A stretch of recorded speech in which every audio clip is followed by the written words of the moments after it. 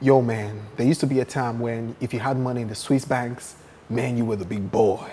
Or what? You put your money in a reservoir tank and bury it in the ground. Damn, you are the allergy that we're meant to be talking about. But you know, nowadays, the big boys, how they do it, it's Panama paper, man. If you don't have Panama money, don't talk to me, man. You can't buy this of Conga. This is Panama money. Welcome to Akah Bants.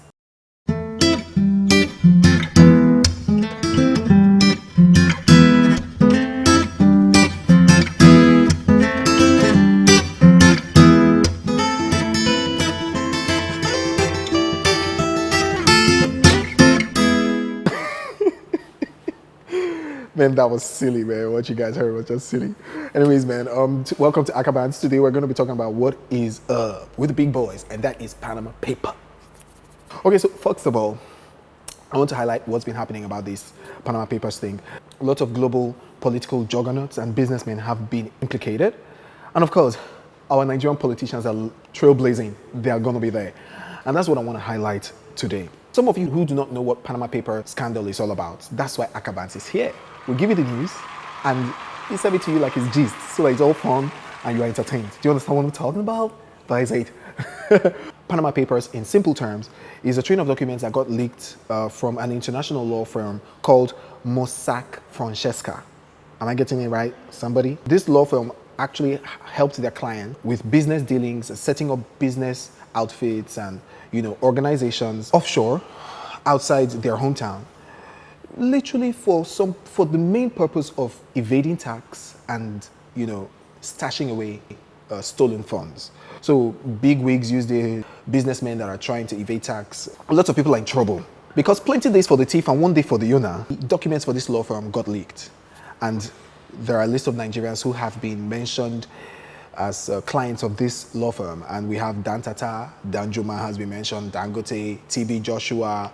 I also hear that Jacob Zuma, the president of South Africa, most controversial president South Africa has ever had. His name also is listed there. His nephew actually is proven there. He has assets and, companies that are dealing with $2 million, $200 million and above. But of course, the person I want to zoom in on is our Senate president himself, Saraki. Saraki, who is still in trial at the Code of Conduct Tribunal, has been denying that he has nothing to do with this. His name actually came out, and then he started telling the court, I imagine, okay, you're in court, you're in trial, and he's been trying to say that, please, I'm clean. And if you remember my first episode on Akah Bants, if you guys can, watch the video and go to my first episode. Do you know what my topic was? Saraki, are you a witch? Because at that time, Saraki was just being arraigned by this tribunal. And he was saying that there was no cause for him to be arraigned because it was a clear tactic by his opposition to bring him down, and that he was being witch hunted. And I said, if you're not a witch, please, there's no reason for you to be saying you are witch hunted. Did you do it? Tell us yes or no. Now you're under trial. We discover that 5 years after you were governor of your state, you were still receiving salary from that state.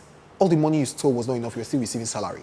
And then while this is going on, we now hear that your name is in Panama Papers. Saraki now claps back and says, it's not my name that is there. It's my wife's name and my wife's family. I have no business, declaring assets of my wife's family. After he said that, a couple of days after, proof comes out that his wife was actually, acting as front for this business. So she was fronting for him. Normally, most of the senators that were backing Saraki before, half of them backed out. And we're like, man, oh God, it's like it's time that you will just resign. Oh. But trust Saraki. Saraki said, I will not resign. He has literally come out to say he's not going to resign because this is a clear, witch hunt. And people who are opposing his leadership have done this to him. Please, you should help me ask one question. You have a father. You are living with your father. Your mother is in that house. But your father now married a woman, another woman. So she's now your stepmother. She's now wicked. Fact, there's a stepmother, she's wicked. But then on this particular day, your father was cooking soup, not your mother, your father was cooking soup. You now stole meat from your father's cooking pot. You stole second meat, nobody talk. By the time we were eating the third meat, she caught you red-handed. The wicked stepmother caught you. Now, she has been wicked to you since, so. But now she now caught you stealing meat. Then while catching you stealing meat, she now discovered your father's wristwatch in your back pocket that you were going to sell. Please help me answer. Because it's your wicked stepmother that caught you, does it mean that what you did was valid? I don't understand what Saraki is saying. That because it's people that are against his leadership that are bringing this up against him, does it prove him right? Like, so we should just free you, sir? Because you have raped Nigeria and it's PDP or DPP or APC that are against you and people, I don't care who is against you. It's true. Like, you've stolen too much money. Your father stole. Your sister stole. Like, it's the Saraki dynasty, for crying out loud. And then you know what, guys? The Prime Minister of Iceland, 3 days after his name came out in this Panama scandal, he resigned.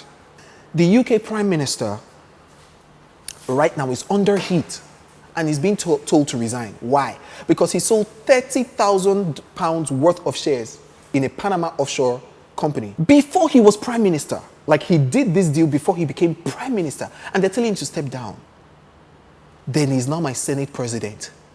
That is talking about millions of euros and dollars that will now say he won't step down. I'm hoping that someday Akah Bants grows to the point where we can call for a peaceful protest and a walk and people will show up. But before then, I'm calling on all meaningful Nigerians to please do what they can do to make sure that this isn't condoned. Because if it is, then we have a weak government, we have a shameless people, a spineless presidency.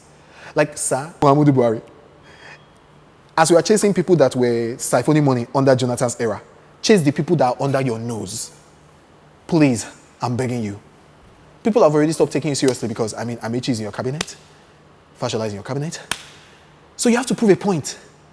You cannot let this guy get away with this thing. Okay? So I just hope that somehow we're able to, hold people accountable, fight this kind of corruption and this kind of audacity in the face of crime. That they've caught you red-handed and you're still proving point that you will not resign. Like, it's only in Africa this can happen.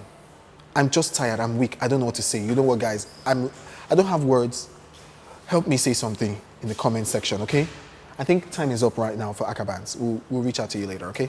Peace out.